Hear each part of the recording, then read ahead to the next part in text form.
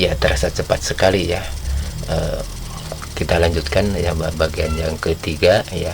Mungkin ini bisa beberapa bagian ya, karena kita dalam satu bagiannya cuman 10 menit. Ya, kita lanjutkan dengan contoh ya. Dengan sebelum ke contoh ya, yang kedua ya. Pertama adalah tingkat kesulitan soal. Yang kedua adalah prosedur atau langkah-langkah penyelesaian soal ya.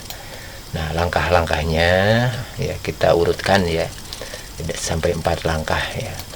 Pertama, tuliskan, diketahui ya, secara singkat, diketahui dan ditanyakannya. Harus jelas diketahuinya apa, ditanyakan apa. Ya, yang kedua A ya. 2/2 ya, yaitu 2A dan 2B ya. 2A itu kalau perlu ya buat gambaran singkat tentang kondisi soal. Ya, misalkan tadi ya dalam gerak lurus ya. Ya, gambarkan jarak A gitu kecepatannya, kemudian nanti jaraknya di mana gitu ya. Nah, kapan di mana pertemunya mobil A dengan B misalkan. Ya, kalau perlu. Tapi kalau misalkan dia kurang perlu, masih bisa bayangkan ya, bisa langsung ke 2B ya. Jadi buat rumusan yang sesuai dengan kondisi atau keadaan objek ya. Jadi persamaannya ya bisa saja ya kita melihat dari apa yang ditanyakan ya. Atau yang dinyatakan dalam soal ya. Nah, yang dinyatakan itu kan kapan mobil A misalkan mobil B mendahului atau bertemu dengan mobil A, berarti jaraknya sama gitu. Nah, jadi rumusnya kita buat rumus jarak. Nah, itu sesuai dengan hal-hal yang ditanyakan ya, itu betul buat rumusannya. Kemudian yang ketiga adalah pemrosesannya ya. Pemrosesannya kita bagi 2 secara garis besar ya. Pertama, substitusi atau sama dengan ya. Ya, contoh yang tadi adalah substitusi. Jadi jarak A sama dengan jarak B ya. Tapi ada juga yang dengan perbandingan kedua persamaan atau kedua keadaan ya. Jadi sama dengan dan bagi ya. Ya, jadi kita bagi 2 ya pemrosesannya. Pertama sama dengan, yang kedua perbandingan atau bagi. Nah, untuk ini ya caranya dibagi 2 lagi ya. 3A adalah saat dalam memproses persamaan ini masih menggunakan variabel-variabel ya. Jadi kita menggunakan variabel-variabel saja sampai sederhana ya, atau relatif sederhana. Nah, kemudian yang B langsung menggunakan angka-angka ya. Biasanya ini yang dikerjakan oleh para siswa ya. Nah, tapi tidak ada salahnya kita menggunakan cara A ya, persamaan dulu. Nah, kalau menggunakan variabel-variabel, maaf ya, maka kita akan menemukan persamaan deking gitu ya. Nah, sekali lagi persamaan deking itu hanya untuk satu keadaan saja ya, tidak atau satu kondisi saja ya. Dalam kondisi yang lainnya tidak berlaku ya. Kecuali persamaan yang umum tadi ya. Nah, jadi persamaan kondisi biasanya menghasilkan deking ya. Nah, kalau persamaan umum ya biasa berlakunya umum. Kalau deking khusus ya, tidak bisa digunakan untuk semua keadaan. Nah, kemudian 4-nya juga ada 4A, 4B ya.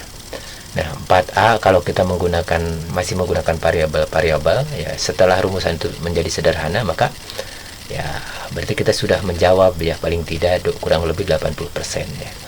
Nah, namanya jawaban secara kualitatif. Nah, bagaimana kalau setelah itu langsung diganti dengan angka-angka, atau dari awal sudah diganti dengan angka-angka ya, biasanya akan menghasilkan angka juga ya. Nah, jadi secara kuantitatif ya, berarti kalau langsung secara kuantitatif berarti sudah 100% ya jawaban itu. Nah, itu kemudian itu bagian B ya, proses pemrosesan soal. Kemudian bagian C-nya ya adalah contohnya, aplikasinya gitu. Jadi kita ulangi, pertama adalah pembagian tingkat kesulitannya, kemudian B adalah cara pemrosesan soal, kemudian C adalah contohnya ya. Nah, contoh atau aplikasinya. Pertama untuk soal yang sukar ya. Nah, coba kita periksa ya. Ini jangan dulu menyerah ya, kita teliti gitu ya. Ini untuk kelas 10 ya.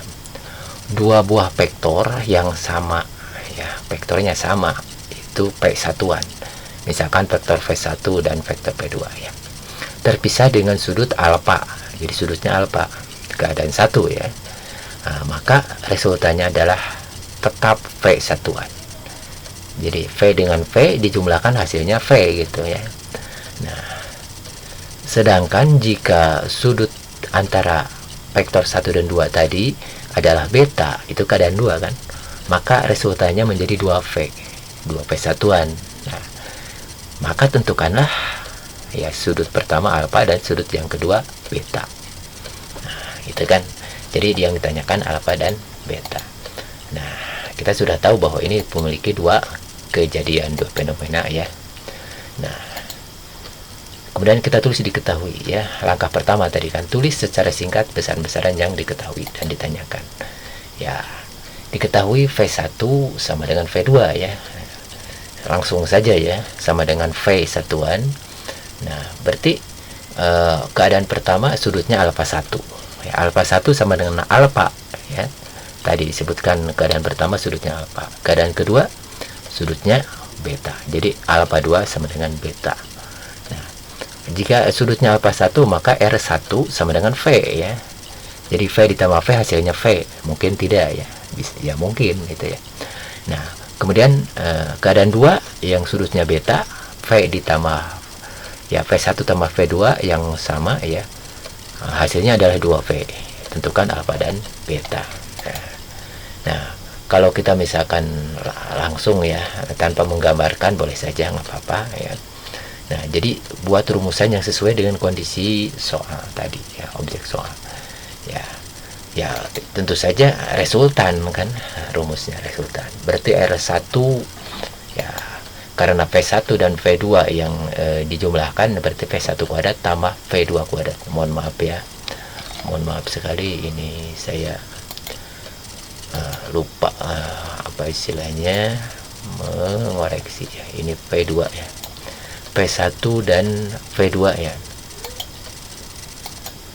Ya, V1 dan V2 berarti R1 itu adalah akar dari V1 kuadrat dan V2 kuadrat ditambah 2 kali V1 V2 cos alfa 1. Nanti sama dengan V kan. Nah, kemudian tentu saja R2 adalah ya, karena sama V1 dan V2 yang dijumlahkan, cuman beda sudutnya ya. Sehingga enggak R2 sama dengan akar V1 plus V2 kuadrat, V1 kuadrat plus V2 kuadrat ditambah 2 V1 V2 cos alfa 2. Nantinya sama dengan 2V. Itu langkah 2B ya. Jadi membuat persamaan rumusannya ya. Nah, sekarang langkah ketiga, pemrosesan nah, dengan menggunakan apa? Apakah tadi ya jumlah apakah sama dengan atau bagi ya. Nah, dalam hal ini kita menggunakan pembagian ya. Nah, kita menggunakan cara pertama menggunakan variabel ya, belum ke angka-angka itu. Jadi tentu saja dengan cara pembagian, R1 itu adalah akar dari V1 kuadrat tambah ya cosnya alfa 1 kan. Nah, jadi ruas kiri bagi ruas kiri, ruas kanan ini bagi ruas kanan lagi ya. R1 per R2 sama dengan akar V1 kuadrat dan seterusnya, cosnya alfa 1 ya. Ya, per akar dan seterusnya ya. Nah, 2 cos P1 P1 nya 2 P1 P2 nya cos alfa 2 tentu saja. Nah, terus nah selanjutnya ya boleh substitusi ya, boleh disubstitusi gitu kan. Nah, substitusi atau misalkan kita menghilangkan akar dengan cara dikuadratkan. Jadi R1 kuadrat per R2 kuadrat ya, tentu saja ruas kanannya juga dikuadratkan ini ya, dikuadratkan. Jadi hilang akarnya ya, seperti ini. Nah, R1 ganti dengan V ya, berarti V kuadrat ya. Nah, R2 ganti dengan 2V, berarti 2V dikuadratkan, nantinya jadi 4V kuadrat ya.